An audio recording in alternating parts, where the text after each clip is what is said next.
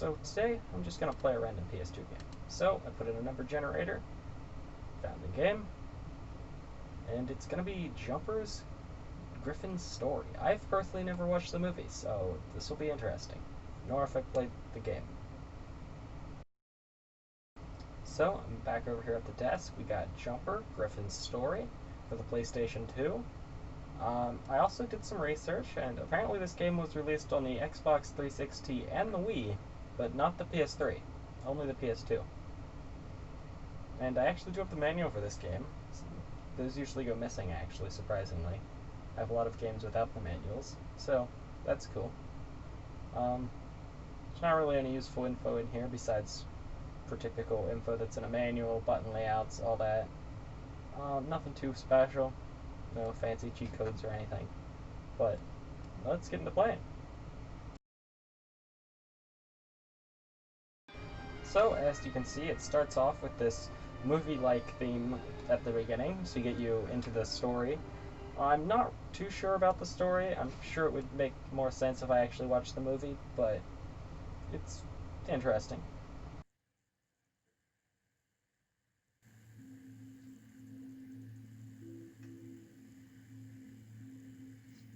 My father once said that to remain a free soul means always being in a state of revolt.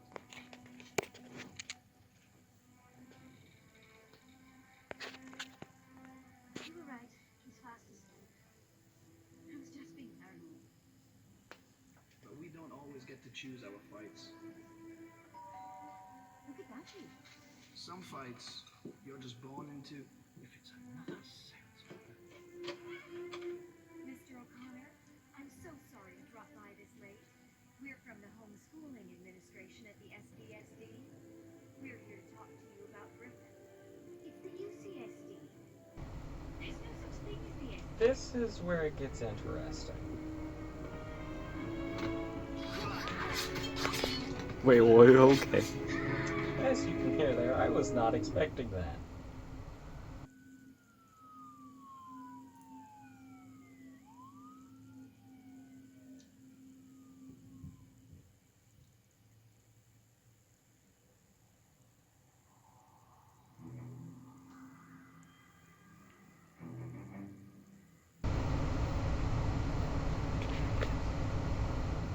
It's people not minding their own business.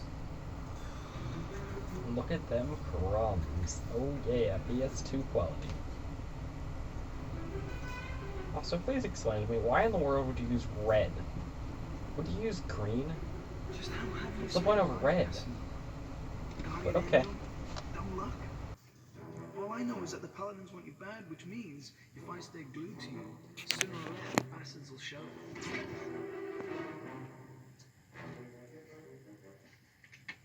Yeah, smooth operator, mate. No aphrodisiac like musty stone ruins where they fed people to lions. What a player.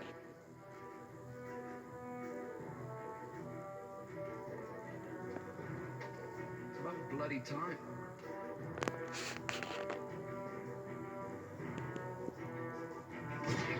Maybe I'll just thin him out a bit so you and I can have a nice uninterrupted chat.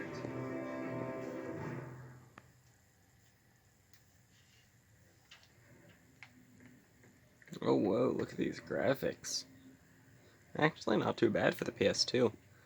But I also saw this game was released on the Xbox 360 and the Wii, so... Or PS3, I guess.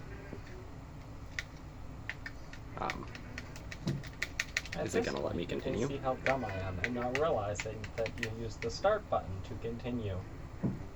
This took way too long. At this point, I'm enduring some of the fighting scenes. You can see the fighting's interesting. You basically just spam one button, which is exactly what I'm doing here. I'm not moving either of the joysticks. I'm literally just spamming the square button. I'm sure I could kill them faster if I actually tried fighting, but you can literally just spam one button. So, the fighting on this could use some help. There's no good combinations, you just hit the square button.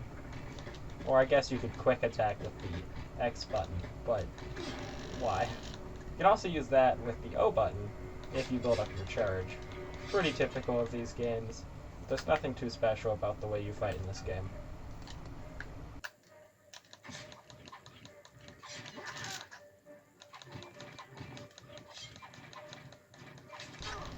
Here, it stopped taking my inputs. Not sure why, I don't know if it was something I do, and then it just cuts this cutscene, but I still took damage, while it wouldn't let me fight, so that's interesting. And right here, I actually died for the first time. Which, I guess, you have to do more than just spam the square button.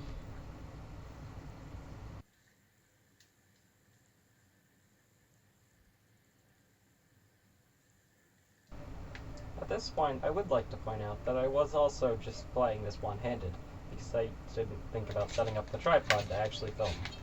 So I was actually just using one hand to do all of this fighting, as you can hear the button smashing.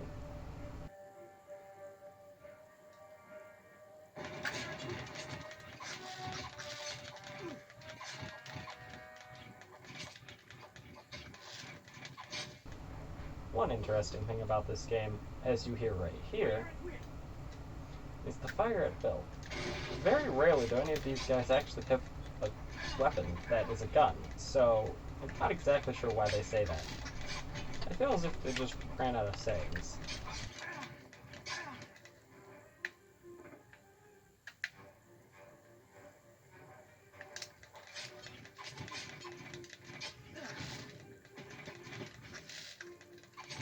No offense, but you're definitely no in-game boss.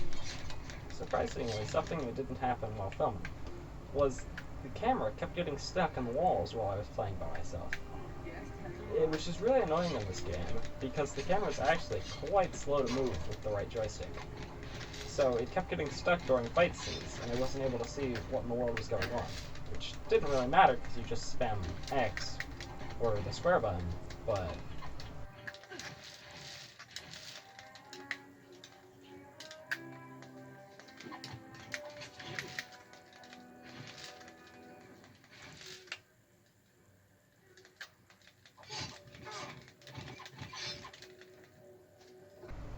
One thing that some people might not like, that I thought was kind of okay, there's not that many checkpoints, so if you die, you do go back a decent bit at some points. Like, right here where I die, fighting this boss. And here's the camera in a wall. And here's where I discovered the autosave doesn't work. Yeah, never trust autosaves. So, with my save dead, I decided that was enough of playing that game. It was actually quite fun, surprisingly, and I probably will play it again in the future, but I'll have to start over since the save did not save. Now, to be fair, that could be my aftermarket SD card save file thing. It's not the greatest. It is aftermarket. It is not an original Sony save card. So, that could be it. It's probably not the game's fault for not saving. And now, it's time to give it a block score. I did not steal that from anywhere. Definitely. Now, we'll be judging this game in 4 categories. First is price, then visual quality, gameplay mechanics, and storyline, with a total possible score of 400. Now, I have not rated any other games yet, so I do not know what others score on this chart, but we'll start with this one. With price, I was able to find the game on eBay for around $8 complete, so with that in mind, I give this a 92 out of 100. The overall video quality was actually pretty good, especially for a game on the PS2. Now, this game did come out in 2008, which is around the time of the next generation. The PS3 was already out, and they decided to put it on the Xbox 360 and the Wii, but for some reason they decided to port it to the PS2 instead of PS3, which was quite interesting. Now, as I've stated before, I did have issues with the camera getting stuck in walls, in the ceiling, and with the camera being really slow to move, and I checked even in the settings, there was no way to up the speed of your camera moving. So with that, I give this game a 30 out of 100. Now, for gameplay mechanics, while they were okay, attacking was pretty repetitive, and the jumping you had to teleport, which was incredibly difficult because it was so sensitive. I found myself multiple times having to just remove the right joystick back and forth to hope to get onto the right spot. It was really difficult. With this in mind, I give this game 25 out of 100. And finally, it's time for storyline. While I'm sure if you watched the movie, you would have known what was going on a lot better, but me not watching the movie, I was very confused at the beginning. I had no idea what was going on, and I still don't, for the most part. Besides for a little bit that I've read online, I still don't exactly know what was going on. With this in mind, I give storyline a 30 out of 100. This brings this game's total score up to 177 out of 400. Now, please remember that these are just my opinion. You might have a very different opinion. You might like the game a lot more than I do, and you might hate it a lot more than I do. It's all just depends on the end user. These are my opinions on the game.